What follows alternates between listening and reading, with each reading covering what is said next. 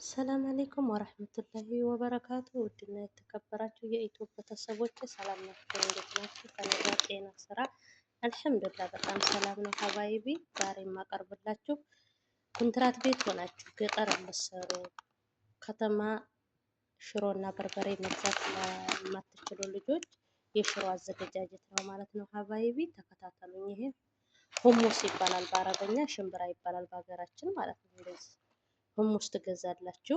ከዛ ሁሙሱን አጥባችሁ ትዘፈዝፋላችሁ ማለት ነው ውዶችዬ። ከዛ በኋላ ከዘፈዘፋችሁት በኋላ ይቆላል። የዘፈዘፋችሁት ሽምብራ ይቆላል።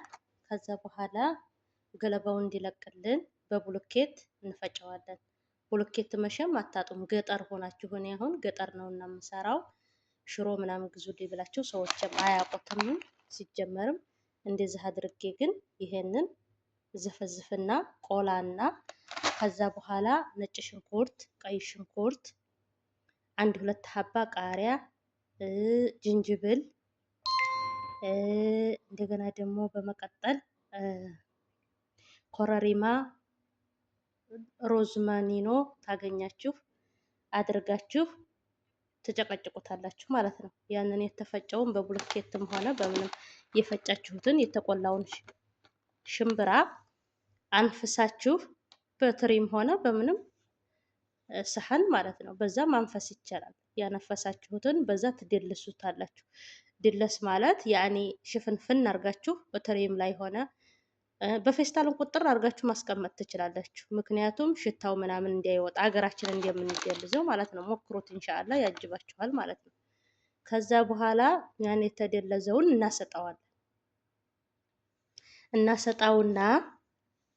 እናሰጣውና ሲደርቅ በእንትን እንፈጨዋለን በሐላጥ ማለት ነው። ሐላጥ መሸም ሁላችንም ቤት ይኖራል። አረብ ቤት ለምንሰራ ሰዎች ሁላችንም ቤት ይኖራል እና እንደዛ አድርገን ሽሮ ማዘጋጀት ይቻላል ውዶች። ግብአቶቹ የሚያስፈልጉት ሽምብራ ካለ ሀላስ ይሄንን ሽሮ ማዘጋጀት ይቻላል ማለት ነው። በጣም ይጥማል፣ ቆንጆ ነው። ሞክሩት ማሮቼ። ሽምብራ ሁሙስ ነው የሚባለው በአረበኛ። የሚቸግራችሁ አይመስለኝም። ተብጋላም ሆነ ተሁሉም ልታገኙት ትችላላችሁ። እኔ አሁን ሱፐር ማርኬት ምንም ሄደ አይጠበቅብኝም። ተበጋላ ገዝቼ ይሄንን ዘፈዝፈዋለሁኝ። ተዘፈዘፍኩኝ በኋላ እቆላዋለሁኝ። ተቆላሁ በኋላ ገለባውን አንፍሼ ነጭ ሽንኩርት፣ ቀይ ሽንኩርት ይሄ ጥብስ ላይ የምናደርገው ማለት ነው። ሮዝመኒኖ፣ ኮረሪማ፣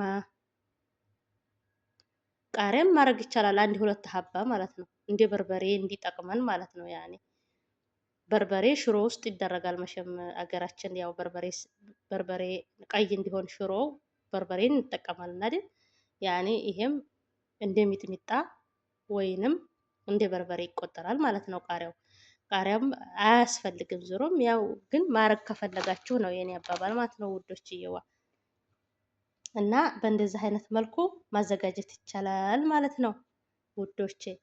እና ሰብስክራይብ፣ ላይክ፣ ሼር አድርጉኝ ማሮቼ አድርጉልኝ። እና ሽሮ ያማረው በመዳም ኩሽና እንደዚህ አድርጎ አዘጋጅቶ ሽሮውን መብላት ይቻላል ማለት ነው። ያው የሽምብራ ሽሮ በሀገራችን ምን ይባላል መሰላችሁ? ውሃ ያነሳም ይባላል እንጂ ይጥማል ሀቂቃ። እንደ ባቄላ እንደ ጓያ ባይሆንም ግን የሽምብራ ሽሮ በጣም ምርጥ ነው ማለት ውሃ ብቻ ነው የማያነሳው ማለት ነው እንጂ ሌላው ሁሉም ነገር እንትን ነው ማለት ነው ውዶችዬ።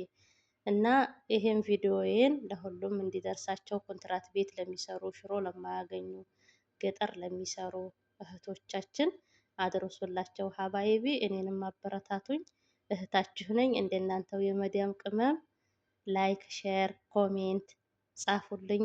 ግር የሚላችሁን ነገር ደግሞ ጻፉልኝ ማለት ነው ሀባይቢ እና እመልስላችኋለሁ። ምሳሌ ሁሙሱን አግኝታችሁ በምንድን ነው የምንጨቀጭቀው ምናምን ሊሆን ይችላል።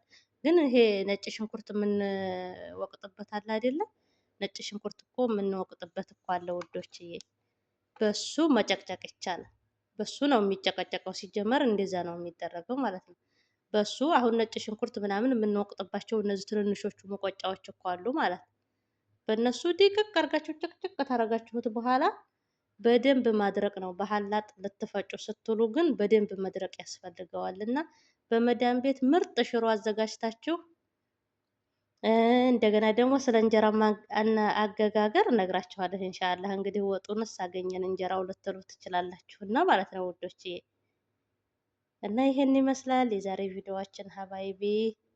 ላይክ፣ ሼር፣ ሰብስክራይብ አድርጉ ውዶችዬ። ባይ ባይ። በሌላ ቪዲዮ ውስጥ የምንገናኝ